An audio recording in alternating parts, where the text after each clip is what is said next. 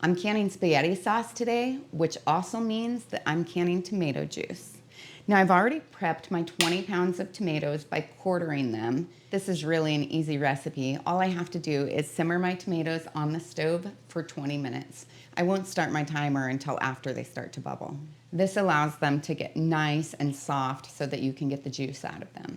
When I'm making my tomato juice, after my tomatoes have softened, I just load them up in the hopper of my food mill. I make sure that I use a honey strainer because this honey strainer does such a good job at keeping all of the pulp out.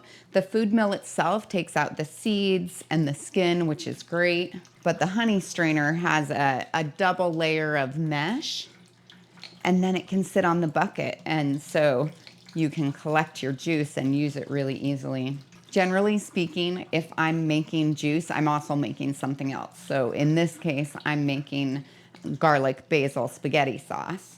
So I'll take all of the pulp and I'll use it for the spaghetti sauce, and then I'll can up the juice because then I don't have to cook down the sauce for as long. Usually you have to do it for hours. Now I just pour my juice into a big pot, and then I'll put it on the stove and bring it up to 190 degrees. I don't want it to come to a boil because if it does, it'll boil out too much of the liquid, and well, that's what we want in this case. Now I'll set the alarm for 5 minutes and then it's ready to can. Now I like to place just a little bit of juice in each of my jars, just so that the cold lemon juice won't end up breaking them. Makes it a little easier to figure out your headspace. Then I add 2 tablespoons of lemon juice to each jar. I like using the regular mouth jars for these just because there's so many things that I need the wide mouth for, and the lids are a little less expensive. And then I fill them up the rest of the way to 1/4 of an inch of headspace, which is the space from the top of the food to the top of the jar. The reason we put the lemon juice in there is we need to increase the acidity just a little bit so that it'll be good in the boiling water bath.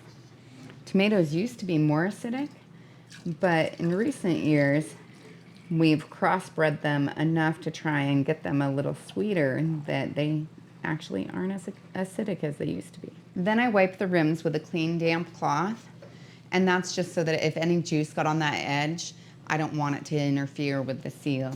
Then I put on my lids and rings, and you just want them to be fingertip tight. Then I'll place them in a boiling water bath and process them for 40 minutes if at sea level. Since I'm at 1,200 feet, I'm actually gonna go for 45. Now I'll set the timer for 45 minutes. Now it's time to turn off the stove and remove the lid, and I'll let this cool down for 5 minutes. And now I take them out and put them on a towel on the counter. I try to keep them about 1 inch apart just so that they can cool quickly.